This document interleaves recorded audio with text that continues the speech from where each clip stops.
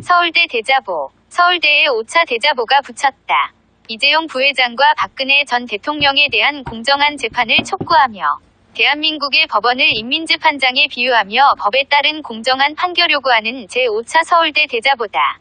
탄핵 반대, 서울대인연대 제5차 대자보. 대한민국의 법치주의는 살아있는가? 인민재판을 우려한다. 사드 배치 철회하라. 미국놈들 물러나라. 평화협정 체결하고 미국놈들 몰아내자. 자주 없이 평화 없다. 한미동맹 폐기하라. 한일군사협정 폐기하라. 이석기, 한상균 모든 양심수를 석방하라. 국가보안법 폐지하고 양심수를 석방하라. 전쟁선동 사드 강요 트럼프는 물러가라. 미국놈들 물러가라. 양키 고홍. 8월 15일 서울시청 앞. 민노총이 주도한 사드 반대 집회에 민낯이다. 역시 민노총이 장악한 언론은 원색적인 구호와 선동은 알아서 가려주고 아름답고 평화적인 시위로 묘사한다. 빨간 우산들이 참 아름답다. 거짓 정보로 광우병선동에 앞장선 그들. 미국을 분단의 원흉, 제국주의의 앞잡이로 보는 그들은 96년 소련의 비밀문서가 세상에 공개되기 전까지 6.25가 남한의 북침이라 주장했다. 그들이 주도한 박근혜 대통령 탄핵은 과연 정당한 것일까? 타블렛 PC 따윈 이젠 관심도 없다. 진실도 거짓도 선동을 위한 수단이고 분노의 눈이 먼 군중은 혁명의 심장이다. 무지한 군중에게 자본주의의 모순적 상황을 깨우치려면 적절한 과장과 거짓 조작도 무방하다. 인민의 궁극적인 해방을 위한 숭고한 투쟁의 일환이다. 당신은 정말 이에 동의하는가? 공정하지 않은 언론과 언론에 의해 만들어진 여론, 그에 따른 인민재판을 우려한다. 최서원 사건의 발단이 된 상주 승마대회 비리의혹. 이에 관해 박근혜 대통령을 기소한 검찰의 요지는 다음과 같다.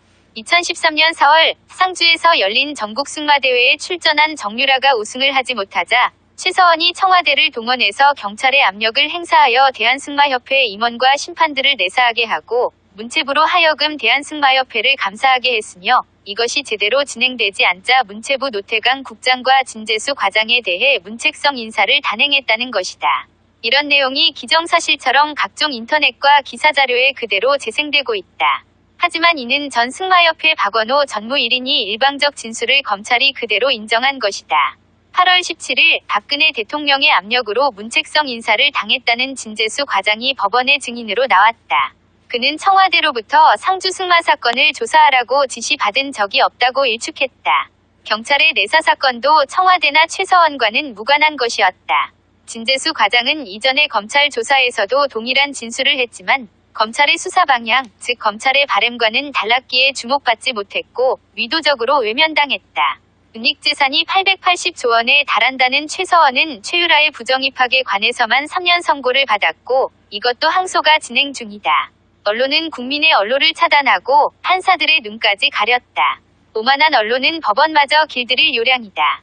탄핵 심판에서 한 재판관은 기자가 본 뜻을 오역한 옛 성현의 말을 그대로 인용하기까지 했다. 언론을 위지하는 판사들. 하지만 언론은 공정하지 않다. 미국의 경우 민주당 인사들이 지배하고 있는 언론계에서 공화당을 지지하는 언론인은 7%에 불과했다. 미국의 언론은 트럼프 당선을 예측하지 못한 것이 아니라 그의 당선을 바라지 않았다. 한국도 비슷한 상황이다. 명확한 사실관계에 근거한 재판을 촉구한다. 인민재판은 제대로 된 절차나 규칙, 사실관계 확인도 없이 인민의 선동에 따라 내리는 즉결재판이다. 분노에 찬 군중을 달래기 위한 재판이란 폭력에 의한 카타르시스. 명확한 절차나 규칙 없이 언론이 만들어낸 사실관계를 그대로 인정하고 촛불선동을 위식하여 조급하게 내려진 탄핵 심판은 인민재판의 모습을 많이 닮았다. 박근혜 대통령과 이재용 부회장에 대한 형사재판은 헌재가 이미 사실로 인정한 사실들의 진위 여부를 가리는 재판이다. 정치적 판결이 아닌 형사재판이다. 형사재판의 일반 원칙에 따라 정치적 고려를 철저히 배제하고 사실관계에 입각한 재판이 이뤄져야 한다. 그런데 한 가지 큰 우려가 있다.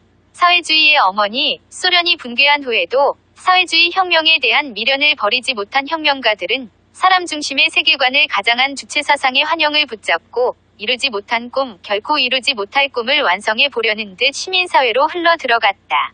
누구는 기자가 되었고 어떤 이는 노동환경운동가로 또 판사와 교사가 되었다. 여전히 통일에 대한 감상적 환상에 사로잡혀 1인을 위한 노예국가 북한을 옹호한다. 북한의 처참한 현실엔 애써 윤을 갚는다. 자본주의를 비판하고 반기업 정서를 부추기며 대한민국의 부조리와 부패를 빌미삼아 심지어 거짓된 정보를 이용해 대한민국의 정체성 자체를 부정하려 든다. 이젠 민주화의 완장을 넘어 승리의 면류관까지 얻은 듯하다. 판사를 가장한 혁명가들이 사법부에 침투했다. 법률에 의한 재판을 혁명의 수단으로 사용하려는 법조인들. 인권과 민주화라는 그럴듯한 명분과 언론이 작출한 여론에 편승하여 법치주의 근간을 위협하는 판사들이 늘어나고 있다. 25일 이재용 부회장의 판결을 담당한 판사가 그 중 하나는 아니길 바란다. 탄핵반대 서울대인 연대 TAMBAN.SN6골뱅이지메일.com